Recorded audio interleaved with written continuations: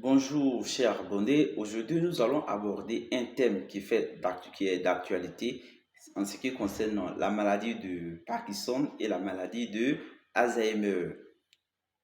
Il faut comprendre que, en introduction, nous allons comprendre que le cerveau est bien logé dans sa boîte crânienne, mais il est toujours menacé par l'alimentation, notre exposition environnementale et les troubles de mémoire. Nous devons agir maintenant par la prévention et des mesures qui font la différence. Les mesures qui font la différence, il faut savoir que il y a des effets dangereux sur l'homme pour l'Alzheimer. Si vous voyez que vous oubliez, c'est-à-dire que chercher un objet, pendant ce temps que l'objet se trouve dans ta main, tu es en train de chercher, donc il y a un oubli. Donc, ce qui va entraîner on va parler d'altération continuelle de la mémoire et des fonctions cognitives. Ça, c'est quand il y a un mauvais raisonnement de votre part et une faible attention, mal retenir, vous n'arrivez pas à bien retenir les nouvelles choses. Donc, du coup, à la suite de ça, on a une perte d'autonomie. C'est-à-dire que vous avez besoin d'aide pour faire les tâches habituelles que vous avez l'habitude de faire. Les facteurs protecteurs existants, il faut voir dans le niveau de scolarité qui est élevé, un environnement social joyeux, une distraction préférée que vous pouvez faire à votre guise, plus une activité physique régulière. Les facteurs dégradants, il y a l'âge. Plus l'âge est élevé, on a ces facteurs qui vont s'installer.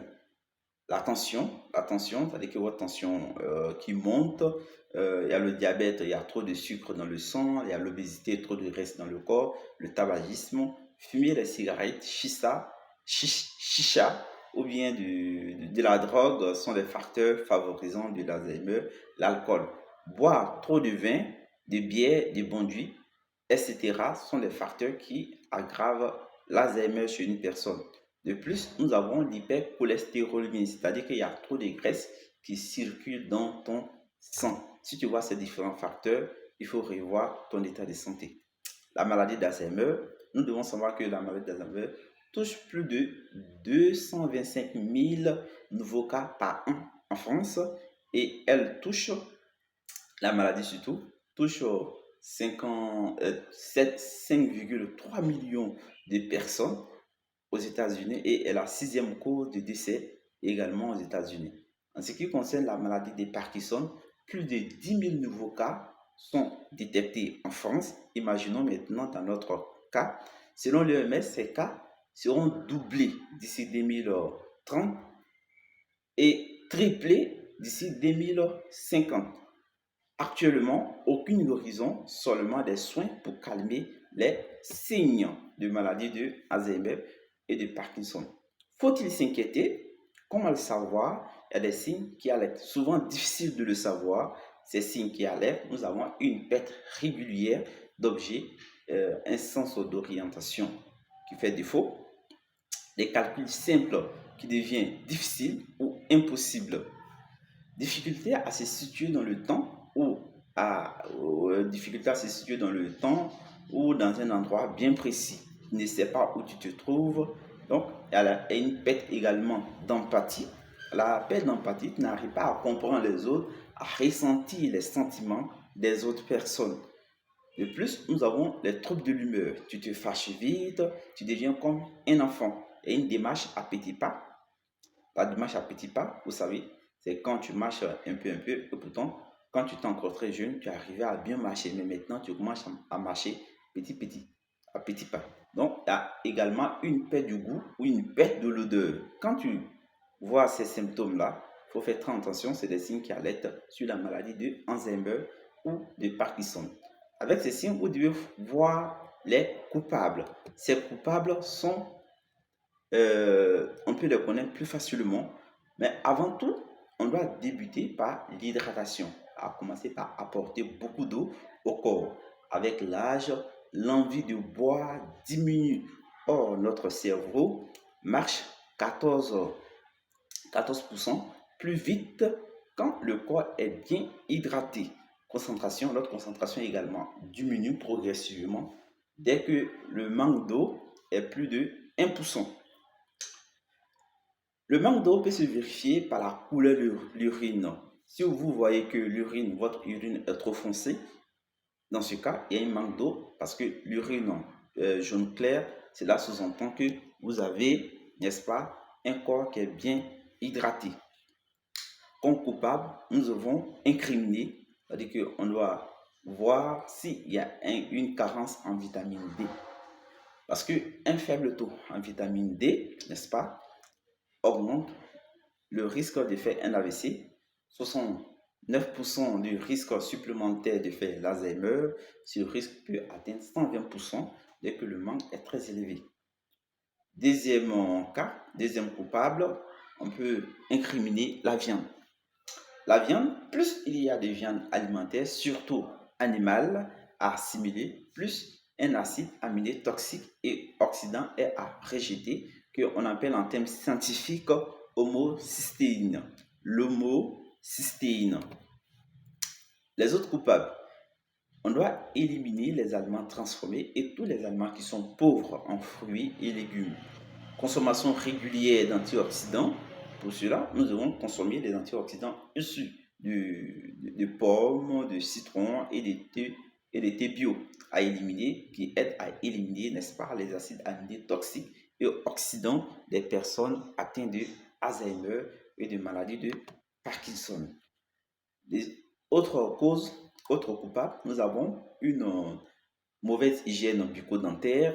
Selon une étude, les personnes qui se lavent les dents moins d'une fois par jour ont plus de 65% de risque de démence. C'est-à-dire qu'il y a un égarement d'esprit actif et évolutif que celles se brossant quotidiennement.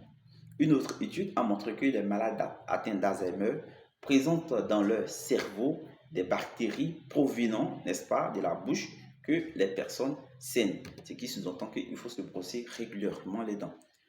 D'autres causes coupables qu'on peut incriminer dans la maladie d'Alzheimer, nous avons le mercure, une exposition chronique au mercure de façon professionnelle ou environnementale, par la nourriture qui est contaminée et les dents. Lorsque nous partons chez le dentiste, il va remplacer nos dents en plomb. Ça, c'est des facteurs qui peuvent nous exposer à une consommation régulière de mercure qui sont toxiques pour le cerveau. L'aluminium est partout. Dans notre eau de robinet, dans les aliments, dans les ustensiles que nous utilisons pour la cuisine, pour pouvoir manger dedans. Les déodorants contiennent de l'aluminium, donc ce sont des éléments à éviter. Autre coupable, nous avons une mauvaise habitude alimentaire. Selon la clinique Mayo aux États-Unis, une alimentation riche en glucides, de sucre, accroît de 89% l'égarement d'esprit acquis et évolutif. Or, une alimentation riche en bonnes graisses diminue ce risque de 44%. Ce qu'il faut faire, éloignez-vous des sucres, des farines raffinées et les aliments qui augmentent vite la quantité de sucre dans le sang. Les pesticides, vous le savez plus que moi, est très toxique pour le cerveau. Une exposition aux pesticides augmente le risque de démence de 38%, 42% pour les maladies d'Alzheimer. L'exposition aux produits phytosanitaires, à la peinture, au colle et au plastique augmente la maladie d'Alzheimer. Les ondes. Exposition, nous sommes tous exposés aux ondes électromagnétiques qui sont émises, surtout en ville, par les Bluetooth, les micro-ondes, notre portable que nous prenons actuellement pour échanger. Tout le monde sait cela, mais personne ne bouge le petit doigt. Ces ondes créent une fuite dans la barrière hémato-encéphalique. C'est un terme scientifique que j'ai employé, mais en terre à terre, c'est un rideau ou un voile entre le sang et le système nerveux central. C'est cette barrière-là qui protège, n'est-ce pas, le cerveau contre les toxines, contre les microbes et les hormones qui circulent dans notre sang. Or, elle ne doit jamais être traversée parce qu'elle laisse passer ce qui est bon pour le cerveau. Pour le cerveau, nous devons comprendre que le cerveau est constitué de près de 100 milliards de neurones. Le cerveau est l'organe le plus gras du corps, environ 20% d'oméga 3, du cholestérol et d'autres graisses complexes constituent 60% de son poids sec. Afin de prendre soin du cerveau, de notre cerveau, nous devons pratiquer une activité physique régulière dans un endroit aéré afin d'oxygéner, n'est-ce pas, le cerveau. Pratiquer une activité intellectuelle régulière, la lecture, les mots croisés, afin de stimuler également notre mémoire. Ayez une activité sociale, entourez-vous d'une famille aimante, des amis gays et euh, convergez dans une association, faites des sorties avec des personnes que vous aimez, permet de protéger, n'est-ce pas, votre cerveau.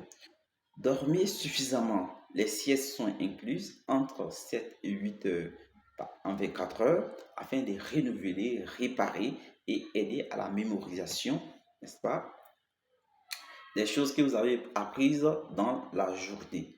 Adoptez une alimentation bio ou avec peu de polluants. Les peu de polluants, une alimentation qui contient moins de produits phytosanitaires, d'aluminium, de mercure.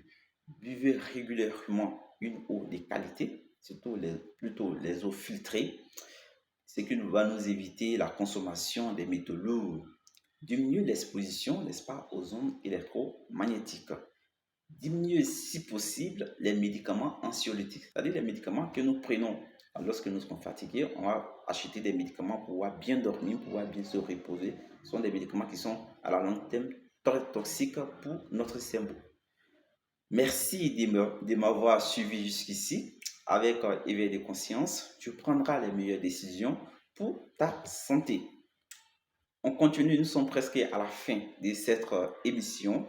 Afin de prendre soin de notre cerveau, nous devons consommer beaucoup de micronutriments, c'est-à-dire la vitamine D, la vitamine E. La vitamine E est protectrice de l'oxydation du gras, les oméga 3 qu'on peut trouver surtout dans de l'avocat. Ayez une bonne hygiène dentaire. Brossez bien les dents et les gencives chaque fois que vous sentez, n'est-ce